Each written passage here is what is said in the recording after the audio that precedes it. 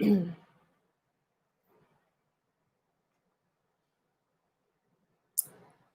everybody. Thank you very much for tuning in. This is a GMAT Club session in collaboration with Admissionado.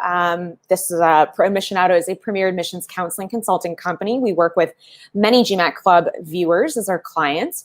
My name is Doris Huang. I'm going to be your presenter today. I am a senior consultant with Admissionado, which means that I specialize in MBA admissions specifically.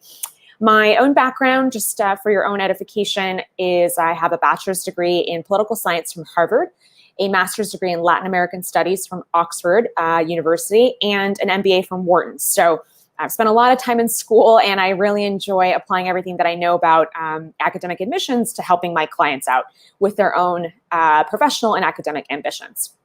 So this session today, as you may have seen from the title, is called Thinking Like the AdCom, How to Position your Application Like a Pro. And what does this mean really, right? We talk about strategic positioning all the time with our MBA clients. This is something we see a lot on GMAT Club forums, as well as questions about, here's who I am, here's my profile. How do I position myself so that I have the best chance of admission to an M7 school or to whatever, your top choice MBA program is? So considering how many questions we get about this topic, we figured let's do a session about it. And specifically, we're going to help you, as it says in the title, think like the AdCom. So we've borrowed some concepts from our friends in finance as in terms of how they look at investments, because we think the hypothesis here is that the AdCom looks at applicants in much the same way that investors pick stocks, right? They pick investments. And we want to sort of use some of these financial concepts, which I'll explain at a high level. If you're not in finance, you don't need to worry. It's just basic 101 today. But some of these concepts we think are really helpful lenses that will enable you to look at yourself and your own application in a critical way and allow you to pick the best framework for positioning yourself relative to the AdCom. I'm just going to mention here also while we're talking that there is a comments box that you should be able to type in any questions or comments as we go. I will be checking that periodically to see if there's anything that I need to address, so feel free to reach out that way. I'll also try to save some time at the end of the session for questions at that point as well. But feel free, like I said, to go ahead and comment or type in your questions as we go. All right, back to the presentation. So let's get started. Again, remember that the premise of this is let's put on our finance hats for a second, and let's think about how investors choose companies that they want to invest in. What are the criteria that they use? How do they evaluate these companies to determine what's going to be a good investment, what's not going to be a good investment, based on the information that they have? And then we'll pivot and use that same framework to think about MBA applicants and how to position yourself.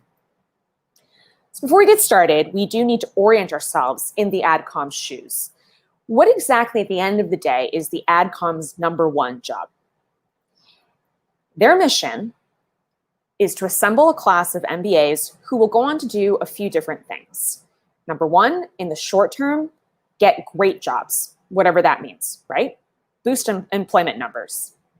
In the long term, number two, they want these alumni to go on and lead companies and organizations. So these are not, the AdCom is not looking for ordinary middle management workers. They're looking for people who are really going to rise to the top of whatever field they enter after business school. And third, and most importantly, the AdCom's job is to find students who someday will graduate, become very successful alumni, and donate money back to the schools. Of course, every business school has a lot of fancy language about their mission statement and about their academic philosophy. And I'm not saying that those things aren't legitimate or real. But what I'm saying is, let's think about this for a second realistically. These business schools, especially business schools, universities generally, but especially business schools, are essentially businesses. They're there to perpetuate their reputation and their value over time, just like a company would, right? So the AdCom, their job is to find a class of students who have the likeliest probability of someday going on and becoming successful enough and recognizing that the MBA experience had a lot to do with their success and therefore donating money back to their alma mater. So if you understand this premise, you can also then think one step ahead. Well, what does success look like for the AdCom, right? If we accept that that is in fact the AdCom's job, what would be an example of the ultimate goal for an AdCom? So I'm choosing an extreme example here, but in 2016, Stanford GSB alum and founder of Nike, Phil Knight, who you see pictured here on the right, donated $400 million to Stanford to fund graduate fellowships. This was the largest gift that anyone had ever given Stanford in its history since the 19th century.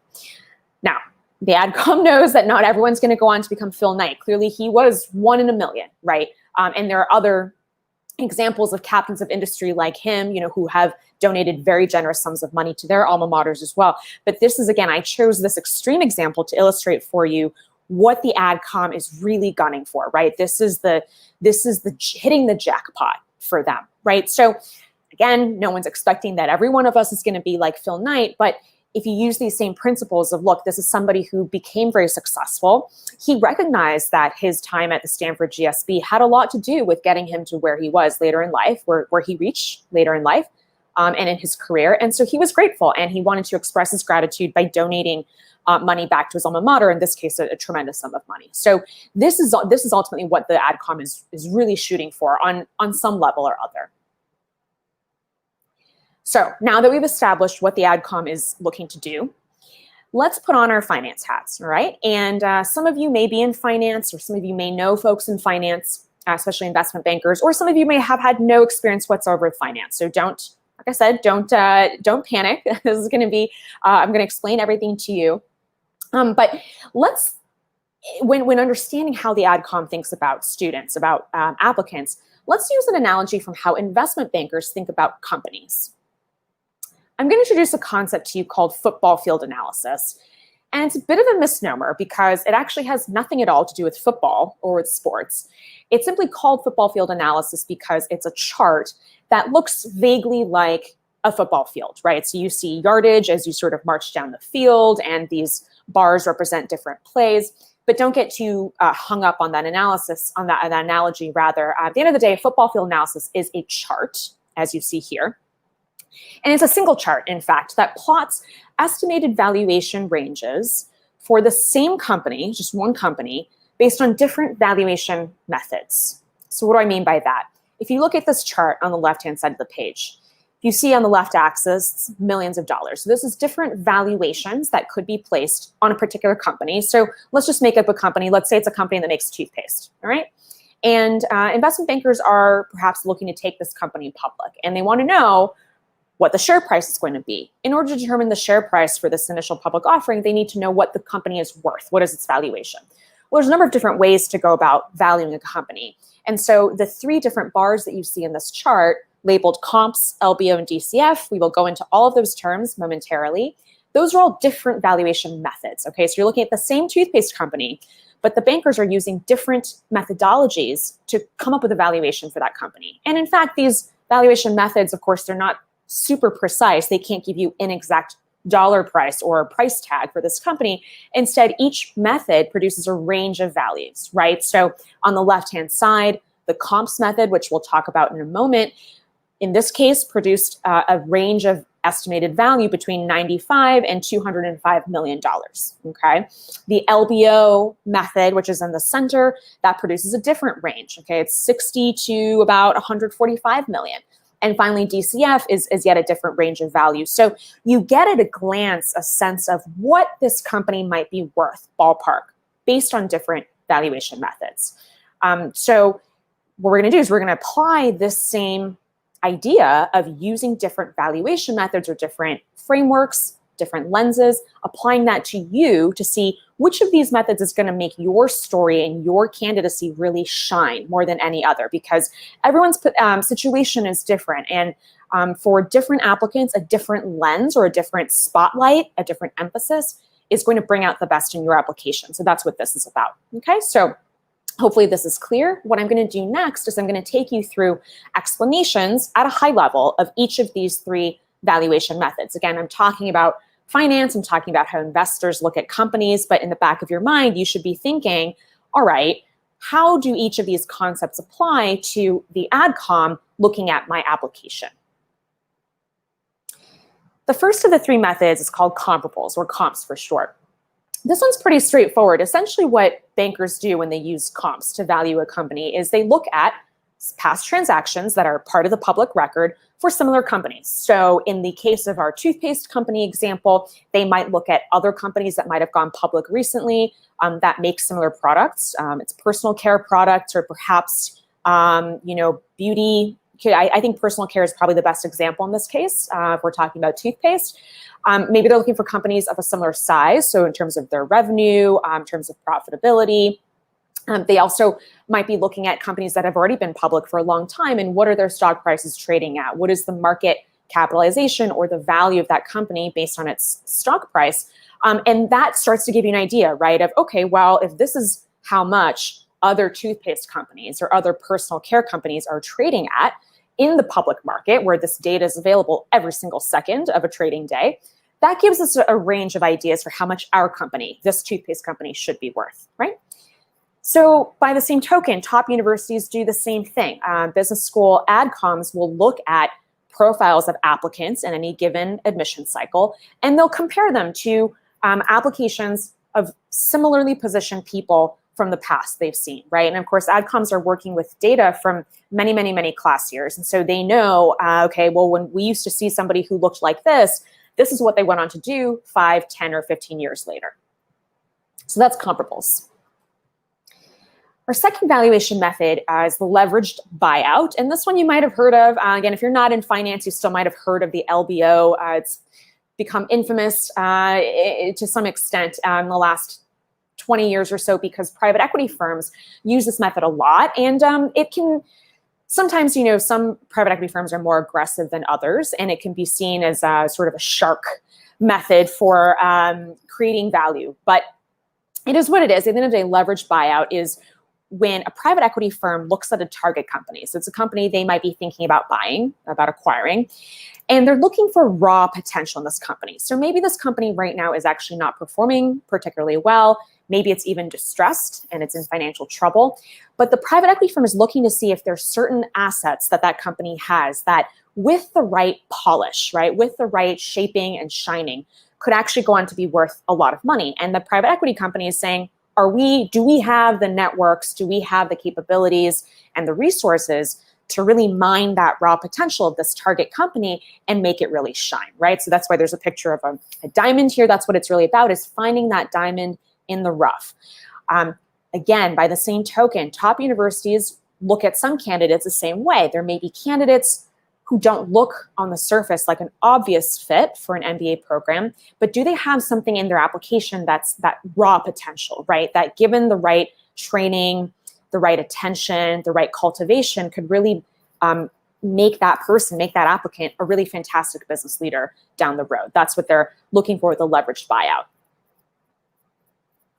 And the third and final method here, valuation that we have, is called discounted cash flow, DCF. This is one of the basic concepts in corporate finance. So in any corporate finance class, an MBA, this will be one of the topics you learn about first. And essentially what bankers do with this valuation method is they look at the present value of a company based on its projected future cash flows. So in this case, they're saying, well, what do we think based on what we know? What do we think this company is going to generate in terms of cash and profitability in the future? Now, nobody knows this for sure, of course, right? You're making projections, you're making educated guesses. But past performance of this company is a really good indicator of what's going to happen in the future, right? So bankers take a very close look at what the company has done so far, what their financials have been, and they use that as well as their knowledge of the industry, their knowledge of the market opportunity and market size to figure out what these future cash flows may look like. And it's called discounted because what they do is they actually do a single calculation that encapsulates that future value in a single dollar figure today. That's discounted cash flow. So again, universities use the same concept when they think about certain candidates. They look at what candidates are likely to go on to do in the future based on what they've done already to date. And they think about, and again, it's not just, their contributions to industry or glory, but also, what is the likelihood that this person is going to be able to and be willing to donate money to our institution down the road. And that's what it's about, is looking at that future and trying to understand what that person is worth, to be a little bit direct about it in the present day. So those are the three valuation methods. Again, I'm going to go through them real quick again. Comparables, leveraged buyout, and discounted cash flow. So again, at the end of the day, each of these three methods is trying to understand what a company is worth now, or if you use the MBA analogy, what is a candidate worth to this business school right now, right? And again, notice that all of these are, again, estimates. None of these is a surefire answer. Instead, it's based on, experience. It's based on data that's available out there. That's exactly the same thing that the AdCom is considering when they look at your application. Let me pause here for just a second and see. I'm going to take a quick look to see if we have any specific questions that we have. Okay, so we have some questions about academic shortcomings, short-term goals,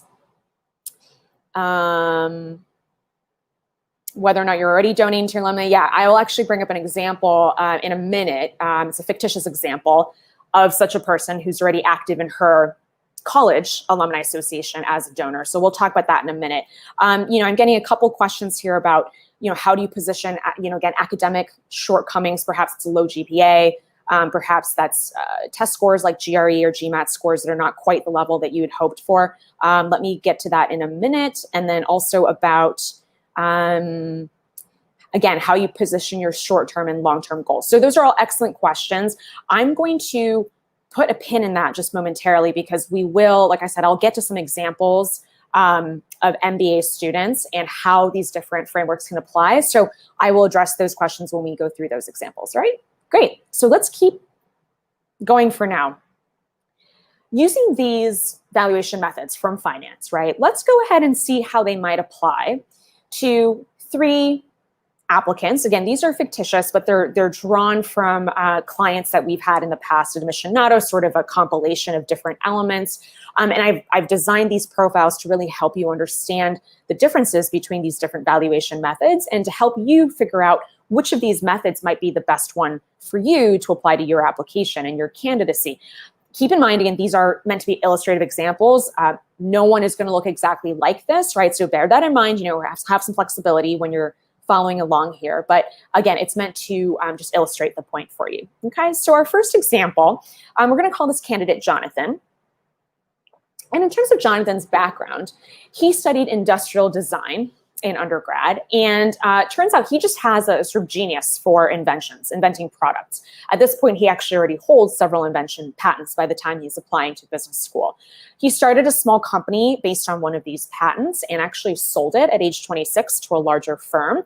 So clearly he's someone who's had a track record of success, but he's playing in the minor leagues. It was a small company, it was a small sale, but he wants to join someday what I'm calling the big leagues here of mass consumer products. So if you look at his stated post-MBA goals, he would love to someday be the head of product design at a company like Apple or Tesla, right? So the scale we're talking about here, Apple and Tesla, is many orders of magnitude larger than what he's done so far, but he's young, right? He's at an early stage in his career.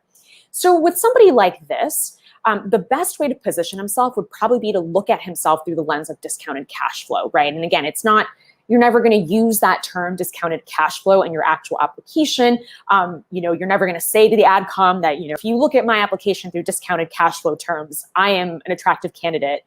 You're not going to say that. I'm simply illustrating here that for somebody like this, right, given these facts of his profile, the best way he can frame his application is by really talking about the future value he's going to generate for a company like Tesla or Apple based on what he's already done, right? So look, I already have a track record of having, I hold several patents. Perhaps he goes into a bit of detail about some of the more successful patents, and he really does a deep dive on the patent that led to him founding this company that he eventually sold, right? So what were the skills that he demonstrated there in being able to do that, being able to invent something, apply successfully for a patent, which is not always, an easy task, and then actually build a company that is valuable enough that someone else wants to acquire it for the patent and for the product.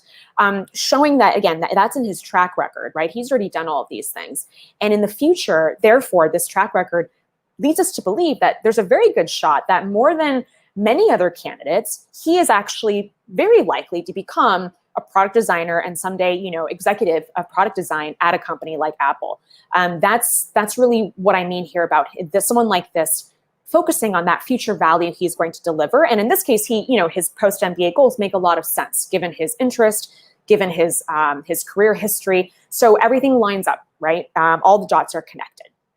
So that's what we'd say first if we were working with someone like Jonathan, is like, let's really focus on those future projections and how a company like Apple or Tesla would love to have someone like you, once you get an MBA from a top school, in leading their product design teams. All right, let's move on to a second example. Very different profile here. We're calling this woman Sarah. Sarah is currently a lieutenant in the US Navy, and she attended the Naval Academy at Annapolis in Maryland and majored in biology at that time, which is our first clue. It turns out she's actually very interested in the healthcare industry. She thinks that it's one of the industries that is underpinning the American economy and American well-being, the well-being of the population. And she thinks it's an industry that's transforming very quickly, which it is. And she wants to be part of that. And in fact, during her time in the Navy, very topical story here, she actually led the deployment of some of the hospital ships that many of you may have read about that were used in the United States during the height of the COVID pandemic back in the spring of 2020. So she's somebody who comes from the military. She's, by the way, having graduated from the US Naval Academy, she went straight into naval service and is still in the service of the US Navy. So she has zero business background, has never actually worked in the private sector. However, there are these breadcrumbs, these clues in her history so far that show that she is not making things up when she says she wants to go into healthcare. She's clearly interested in it. She clearly has some hands-on experience with healthcare, even though she's been in the US Navy this whole time, right? So her undergraduate major being biology, that's clearly a sign that she's interested in this field and human health. She's worked on these hospital ships that were deployed at the height of a pandemic crisis. So despite the fact that she isn't coming from a very traditional MBA applicant background, we do see that there's a lot of positive signs in her record about her ability to really do well in the healthcare field. Moreover, she states that her post-MBA goals are actually to be accepted into one of these leadership development programs. These are executive development programs, often for post-MBAs. Many larger companies, not only in pharma, but in other industries as well, will launch these programs as a way to rotate top candidates through multiple departments, multiple functions over the course of usually 2 to 3 years. And it's a way for them to develop basically the skills they're going to need to someday become an executive of a business unit or a department within the company. So that's her goal. She would love to be accepted to one of these programs in big pharma. So here, Sarah is a wonderful example of someone for whom the leveraged buyout or the LBO lens is going to be very favorable, right? So again, you could look at her application and say, well, she has absolutely no business experience whatsoever. Is she really qualified for an MBA? You think about it from a leveraged buyout perspective, this is looking for raw potential, right? So, unlike Jonathan, who already has a track record of doing pretty much exactly what he says he wants to do someday, except on a bigger scale, Sarah doesn't have any of that track record, but what she does have is a ton of leadership experience. And this is something that military candidates often benefit from. By definition, in the military, especially as an officer, right, you're being trained to lead people and large groups of people. You're very experienced working with a complex organization that has many different stakeholders and is subject to all sorts of oversight and protocols. So Sarah clearly is somebody having made it to lieutenant rank. She's somebody who has succeeded within that framework, and she's proven that she does know how to be a leader, right? So that is a huge advantage for her. Also, again, we've seen these elements in her history that show that this interest in healthcare and going into big pharma is not coming out of left field. It's something that is actually an interest of hers that she has honed and developed over time for the last several years. So it's actually very believable. And a top MBA AdCom could come in and look at this and say, wow, someone like Sarah has so much raw potential. Given the right training, given the right academic exposure and the right networking environment at our business school, we could really see her going on to become, to end up in one of these leadership development programs and someday become a top executive for Pfizer or for any of these other pharmaceutical companies. So again, someone like Sarah is a great example of a leveraged buyout story. All right, third and final example. Here's Amy. Amy graduated from an Ivy League university for undergrad, and she went straight from college to BCG, Boston. So she has had experience for the last 3 years working at BCG. She's been promoted to consultant, which is the second level up out of college. So clearly she's demonstrated the skills required to make it to that level. And she's been very active in college recruiting efforts for her office. So AdComs love to see this because it shows that you're a dedicated member of your community. In this case, she's a member of the BCG Boston office, and she's really giving back.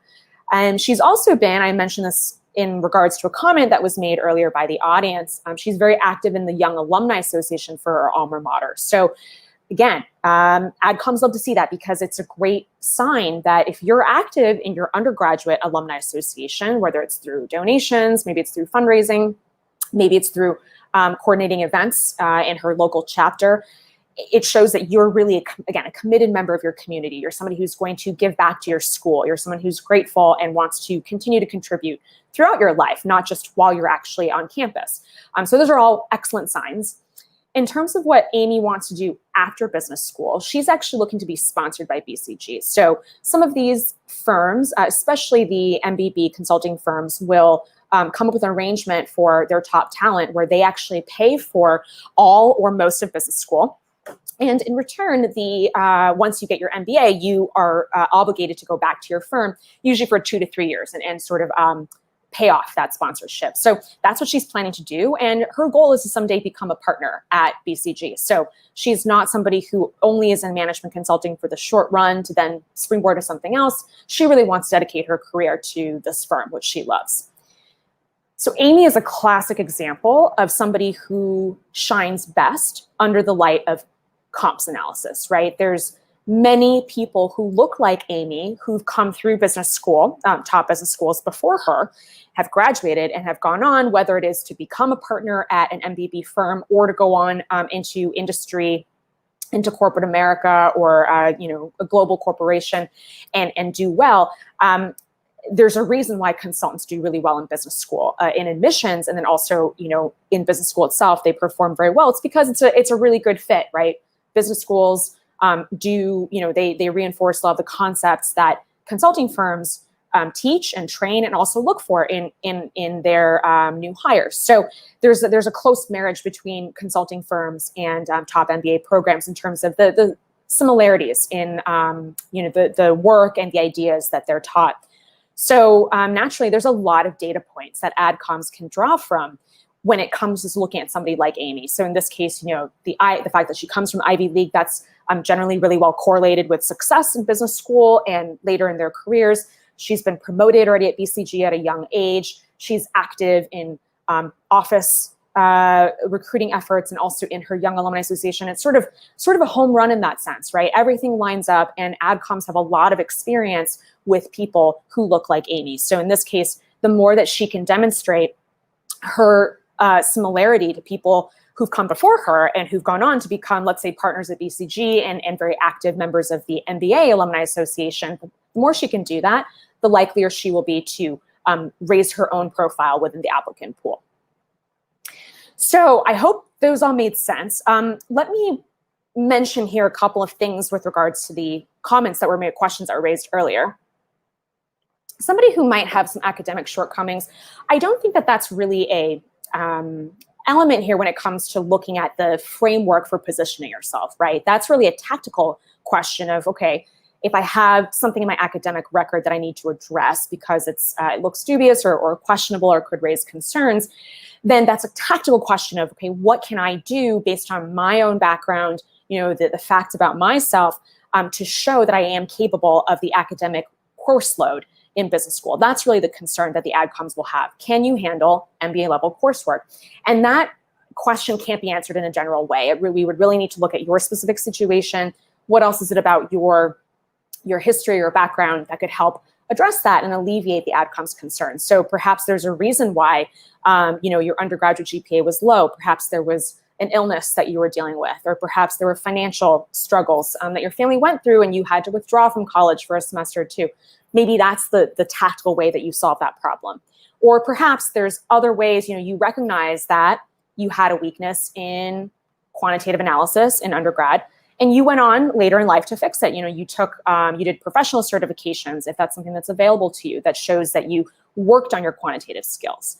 Or perhaps you took, there's so many free online courses nowadays, including offered by Ivy League universities, right? Through platforms like Udacity or Coursera. Can you show that you actually took it upon yourself to enroll in some of these programs? They're non-degree, non-credit programs, that's fine, but you had the initiative to go teach yourself more about these topics that you struggled with academically. So again, that really doesn't have to do with how you position yourself. It has more to do with a tactical approach to plugging your weaknesses or making up for your vulnerabilities. The other question we got here was about short-term goals, short-term and long-term goals, because ultimately at Missionato, we believe that your short-term goals are driven by your long-term goals, right? So it has to make sense in a logical career progression, right? If your long-term goal has nothing to do with your short-term goal, that's going to look very confusing to the AdCom, and they're going to say, hold on a second, does this person really have a plan for how they're going to reach their 15, 20, 25-year goal after business school? And if you don't have a plan, that's going to be problematic, right? So, I think some of the examples on this page give you some clues as to, again, you see the close fit for each of these candidates between their background and their post-MBA goals. What I've written here is sort of a short and long-term goal. So I think it really spans the spectrum there. But, you have to make sure when you're talking about your short-term goals and your long-term goals, that everything fits in a sequence, in a logical sequence. And I'm going to get to one more slide at the end here that is going to address that question in a little bit more detail. So I'm going to pause on that momentarily. Let's just stop here too and see if there's some other questions or comments that I should address. Okay, so we talked about alumni.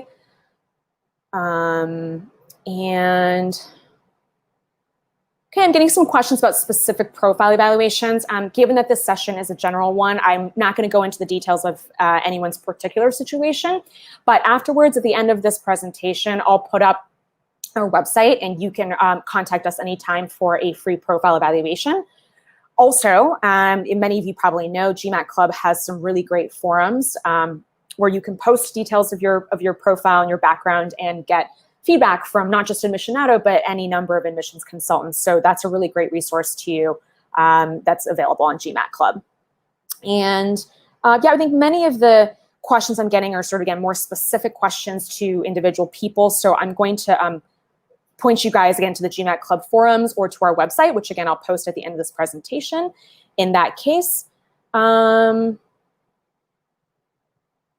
getting a question about, how the AdCom evaluates different accomplishments in the context of cultural differences.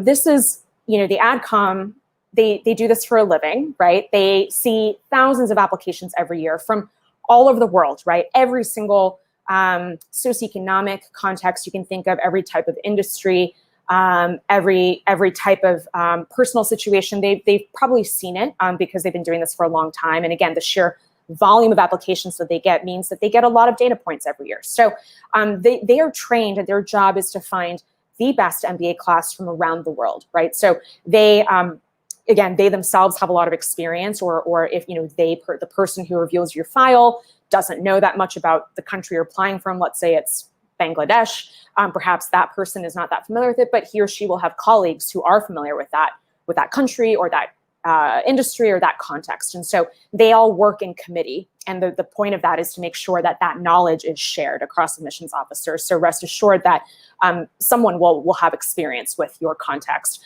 And then also, they have at their disposal an alumni database of usually tens, if not hundreds of thousands of students who have come before you and who've probably in some way, shape, or form, somebody looks like you, right? And so they can draw on alumni networks for, especially at the interview stage. Many interviews are conducted by alumni, not by admissions officers. And so that's one way that they can also put your application into context.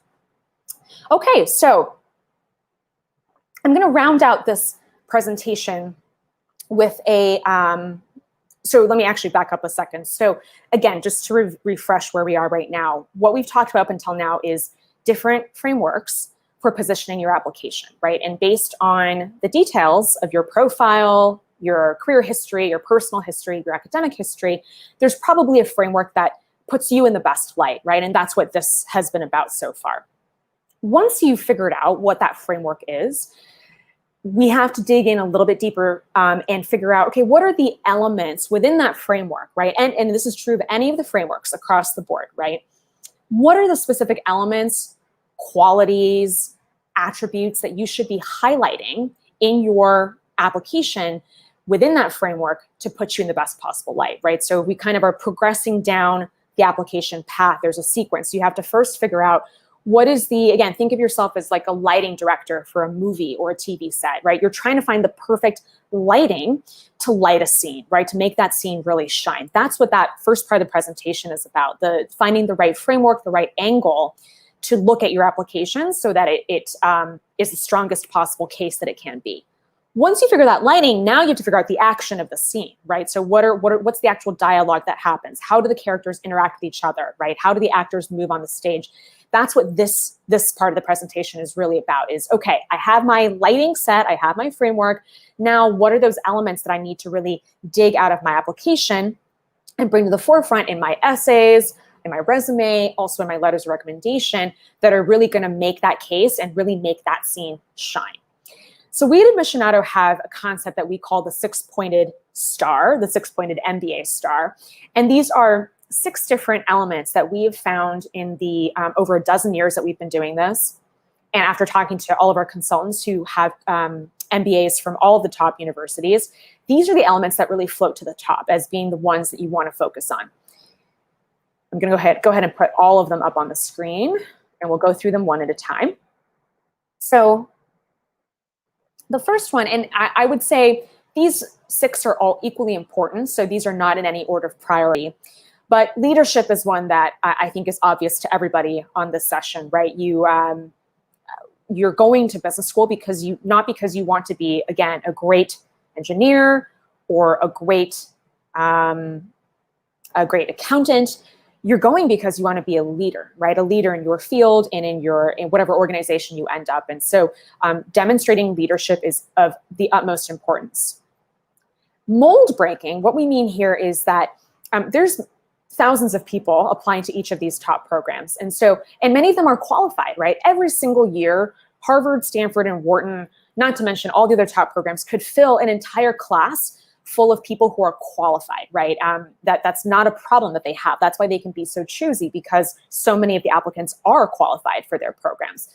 And so what they're looking for, though, is the people who really rise to the top, right? Who breaks the mold, who is really special and stands out from the crowd, right? In whatever way that might be. That's what we mean by mold breaking here. So you want to demonstrate the ways in which you really rise above your peers in whatever you do. Inward looking often gets overlooked. What we mean by inward looking is, do you have the ability to be introspective? Do you show the capacity for looking inward at yourself and, for self-critique, for learning, for growth, right? From when you make a mistake, do you understand the value of that mistake? Do you understand that mistakes are actually there to serve as lessons for you? Do you have the ability basically for personal growth and development? That's what inward looking is about. Because at the end of the day, you could have someone who outwardly is a fantastic leader, but if he or she doesn't have the ability to introspect, that person's not going to be able to grow over the course of their career. The flip side of this is outward looking. And what we mean by this is, are you somebody who's curious? Do you show a hunger and a thirst for learning from other people and other situations, right? I would say someone who's not outward looking might be arrogant, right? They might think that they already know all the answers. Instead, someone who's outward looking is really constantly searching for mentors, for case studies, for new experiences, right? That can really round out and really help develop their weaknesses and help them stretch their horizons in many different ways. That's what outward looking means here. So how have you demonstrated that in your life so far? What makes you tick? This one's also extremely important, and many people, when doing their MBA applications, overlook this as well. Business schools want to make sure that you're driven by something more than just money or job titles, right? There's plenty of people out there who are ambitious, but that's all they care about is, what is the prestige? What is the salary or the compensation that I can make? No one's saying that those aren't important factors in your career decisions, right? This is business school after all. No one's going to penalize you for, being driven in some part by those things. But ultimately, AdComs operate under the assumption that those people like Phil Knight of Nike, right? Those people who really become outstanding leaders in their fields are probably driven by something in addition to desire to make money or desire for prestige or fame, right? Most likely there's some other internal motivation, some passion for a specific problem or a specific field, a specific product. There's something, right? Or a desire to really, as cheesy as it sounds, to really change the world, right? To really leave an impact behind, a legacy. That's this motivation that the AdCom is looking for. So we read a lot of applications that sound very impressive. They're full of accomplishments and goals that sound lofty, but also achievable. But we're missing that special secret sauce that is, what is this person's real passion? So you want to make sure that you are really thinking about that and then you have the ability to answer that question very specifically for you. Finally, the last element in our 6-pointed star is, we call this, dude, where's your plan? You could have all of these things. You could show that you're a leader, you've broken the mold, you're inward looking, outward looking, you're driven by internal passion and motivation. But you might not have a logical plan that makes sense on paper to the AdCom. So this goes back to what I was saying previously about short-term goals and long-term goals and the question that came from our audience. No, everyone understands that any sort of future-looking plan is going to be full of uncertainty, right? And it's going to be subject to forces that you cannot control. Nobody, trust me, in business school is ever going to pull out your application essay and read it to you on your graduation day and say, wait a second, you said you were going to do X, Y, and Z, and now you're doing A, B, and C.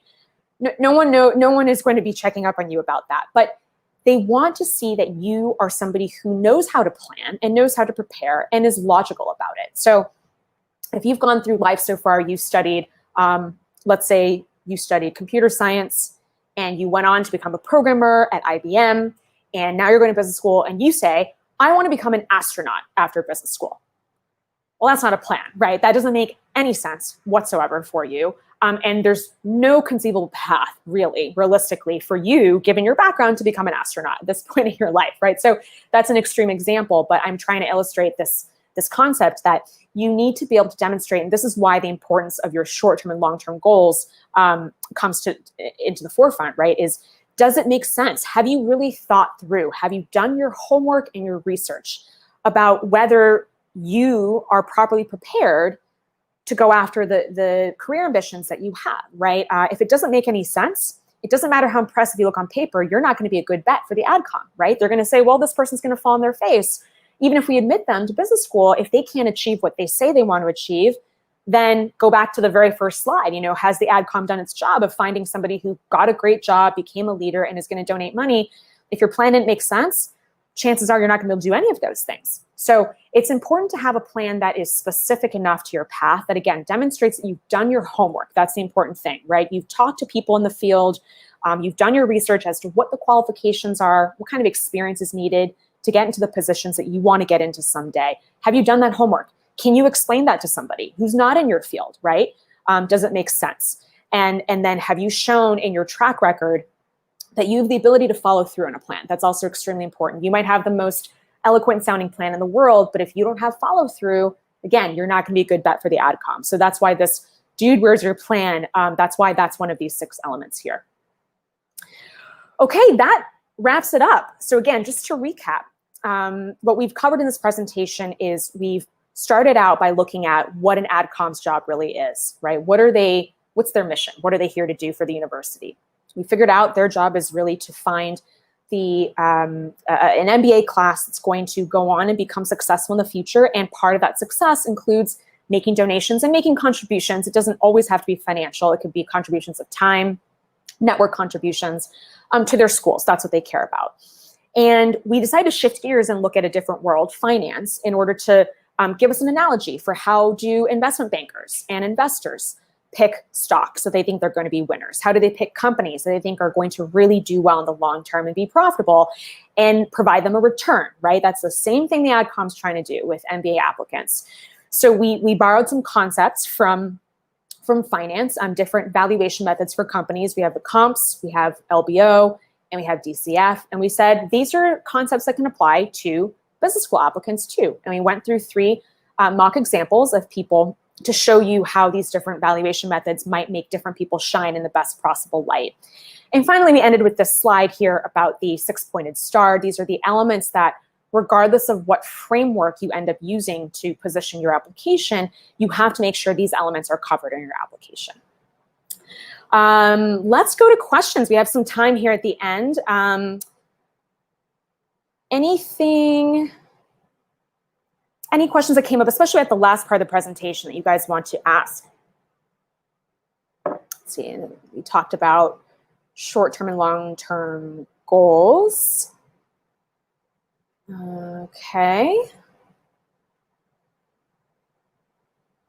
Yeah, I think hopefully I addressed some of the broader questions about how different elements of application, like the goals, like cultural context, hopefully you got an understanding for how those things apply within this framework of positioning yourself and using the 6-pointed star. Again, I will encourage you, if you have specific questions about your circumstances, your story, feel free to use the GMAT Club posts. If you go to the section of GMAT Club that where there are forums run by individual consulting companies, admissions, I think it's called Ask Admissions Consultants or something along those lines.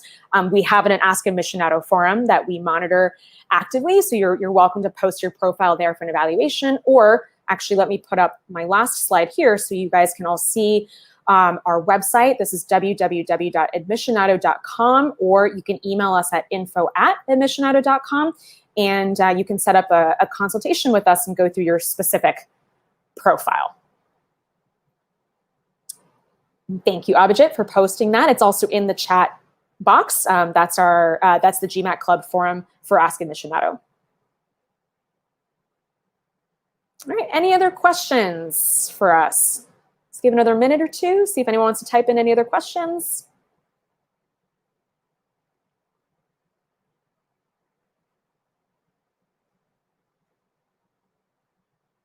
All right, I think that's it.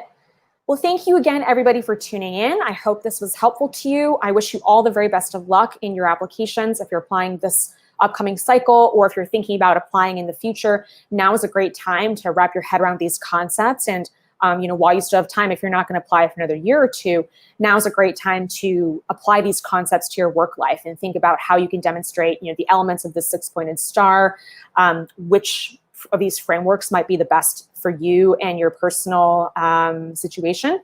And again, I'll hope to see many of you on a future GMAT Club and Admissionato live stream. Thanks a lot, guys. Take care.